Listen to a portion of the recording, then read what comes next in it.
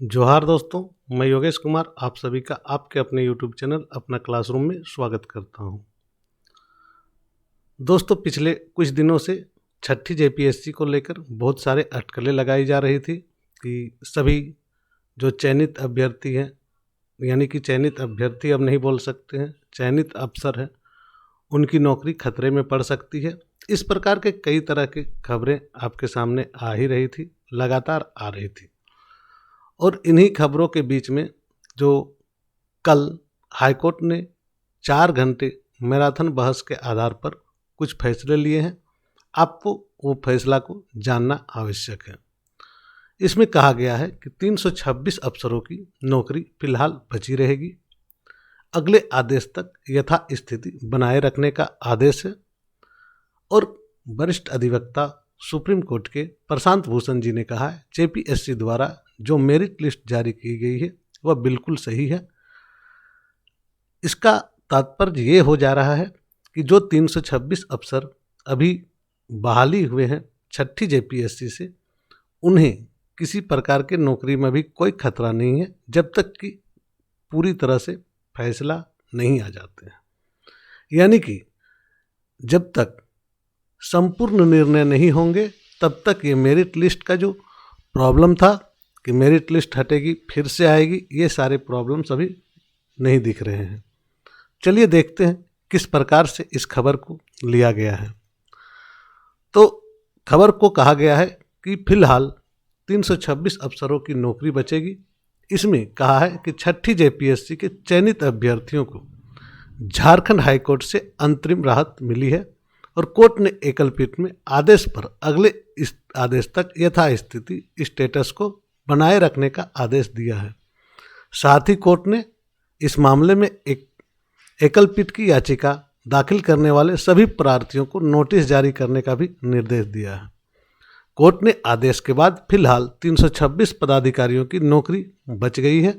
हालांकि अदालत ने कहा है कि इस मामले में अंतिम निर्णय के बाद उक्त अभ्यर्थी किस प्रकार से नौकरी का दावा नहीं करेंगे। इस संबंध में अपील करने वालों का पक्ष रखने वाले सुप्रीम कोर्ट के अधिवक्ता प्रशांत भूषण की ओर से अंडरटेकिंग दी गई। हाईकोर्ट चीफ जस्टिस व जस्टिस एस एन प्रसाद की खंडपीठ ने अगली सुनवाई की लिए तिथि 28 सितंबर की तिथि निर्धारित कर दी है।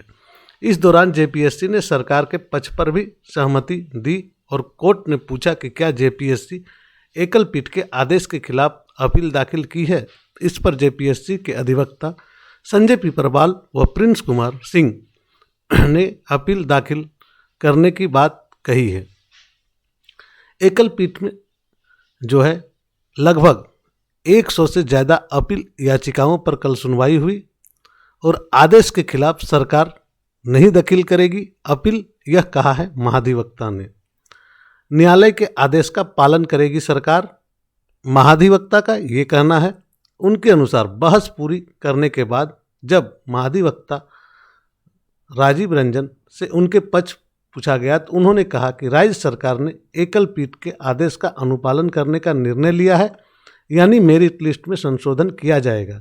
इसके चलते ही राज्य सरकार ने एकल पीठ के आदेश के खिलाफ कोई भी अपील दाखिल नहीं की है।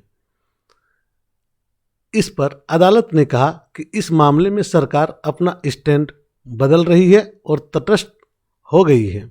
ऐसा करने से कई चयनित अभ्यर्थियों की नौकरी खतरे में है। हालांकि हाईकोर्ट ने यह माना है कि अपील दाखिल नहीं करने का निर्णय लेने के लिए सरकार स्वतंत्र है। एकल पीठ ने मेरिट लिस्ट की है निरस्त। चूँकि अभी कुछ दिनों ही पहले जो एकल पीठ का निर्णय आया था उसमें मेरिट लिस्ट को निरस्त किया था, क्योंकि उसमें हिंदी व अंग्रेजी का जो क्वालिफाइंग मार्क्स था उस मार्क्स को जोड़ा गया था। जेपीएससी का जो जारी मेरिट लिस्ट को बिल्कुल सही बताया है वरिष्ठ अधिवक्ता प्रशांत भूषण जी ने। सुनवाई के दौरान अपील दाखिल करने वाली कोई ओर से पक्ष रखते हुए प्रशांत भूषण ने कहा, जेपीएससी के विज्ञापन के शर्तों के अनुरूप ही मेरिट लिस्ट जारी की है। विज्ञापन के अनुसार पेपर 1 हिंदी व अंग्रेजी क्वालिफाइंग मार्क्स लाना अनिवार्य था। इस अंक को कुल प्राप्तांक में नहीं जोड़ा जाना है। ऐसी कोई शर्त निर्धारित नहीं है। इसके अलावा कुछ 6 पेपर में किसी प्रकार के न्यूनतम अंक लाने की शर्त नहीं है। विज्ञापन के अनुरूप कुल 1050 अंक के 6 पेपर हैं थे, जिसमें पेपर 1 का अंक भी शामिल है। अगर पेपर 1 के अंक को नहीं जोड़ा जाता है तो कुल अंक 950 होंगे। इसलिए जेपीएससी ने पेपर 1 के मार्क्स को जोड़कर ही मुख्य परीक्षा का परिणाम और मेरिट लिस्ट जारी की है। प्रशांत भूषण ने कहा है कि पेपर 1 का क्वालिफाइंग मार्क्स 30% लाना अनिवार्य था। ऐसा नहीं है कि उसका चयन नहीं होता। अदालत ने सवाल उठाया कि अगर कोई बाकी सभी पेपर में 70% अंक प्राप्त करता है लेकिन पेपर 1 में क्वालिफाई अंक नहीं लाया हो तो उसे फेल माना जाएगा।